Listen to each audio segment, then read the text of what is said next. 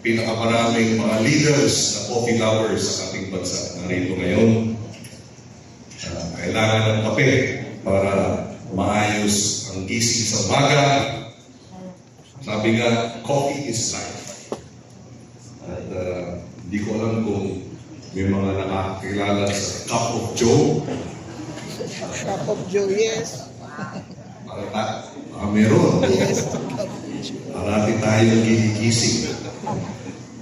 Pero ngayon, di lang caffeine ang kailangan natin para magising. Kailangan gisingin din ang industriya ng kape sa ating bansa. Kayo ang siyang caffeine para magising ang ating bansa. Philippine coffee industry, sabi nga, ay isang shot ng collective energy, policy, coordination, and sustained partnership. The industry stands at a crucial juncture in 2025. On the one hand, demand is booming. Talagang unprecedented. Siyempre, laki ng populasyon natin, Filipinos are drinking more coffee than ever. Enough to make us one of the fastest growing coffee markets in Asia.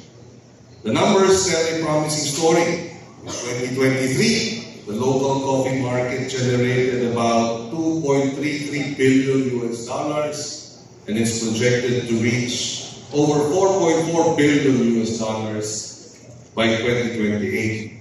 Ang growth niya, impressive 7 to 12% annually. On the other hand, we remain net importer of coffee. We import about 760,000 metric tons, mostly from Vietnam, Indonesia, and Malaysia. To meet the needs of our particularly instant coffee market, yan ang pinakamalaking chunk ng ating total consumption.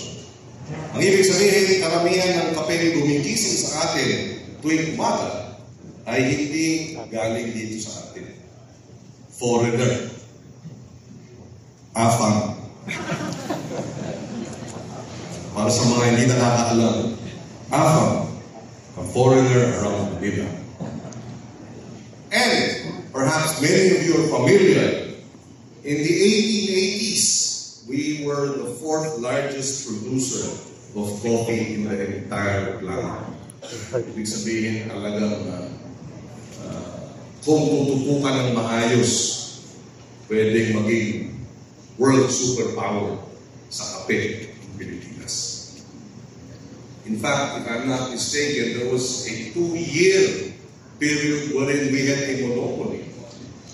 Pretty much a monopoly of coffee in the entire planet dahil nga tinamaan ng peste yung mga coffee growers at that time. And I was told, of course this has to be validated by further research, kaya daw nagkaroon ng natural na land reform sa Batangas. Dahil yung mga farmers kumita ng gusto, gumanda ang kalidad ng buhay dahil doon sa pagiging halos monopoly ang kape sa buong mundo noong mga panahon na yan.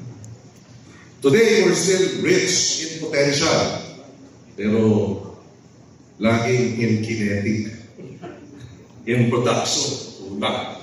Sabi nga, parang flood control scandal lang. Ang dami ng ebidensya, pero wala pang napukulong. Maraming potential, pero kinakailangan nating tiyakin na maayos ang potential at maging realidad. Behind every cup of local coffee are around 200,000 smallholder farmers. Most are tilling less than 2 hectares. Their productivity is much lower than Vietnam's and Indonesia's. Bakit? Marami kasi sa puno nating kape, matanda na. Luma din ang post-harvest facilities. Mahirap ang access sa pautang ng mga smallholder farmers. Hirap silang punan ang collateral at documentary requirements. Pero tuloy lang sa trabaho ang ating mga coffee farmer. Isa sila sa mga super sipag, super tiyaga, at super sigla sa sektor ng agrikultura.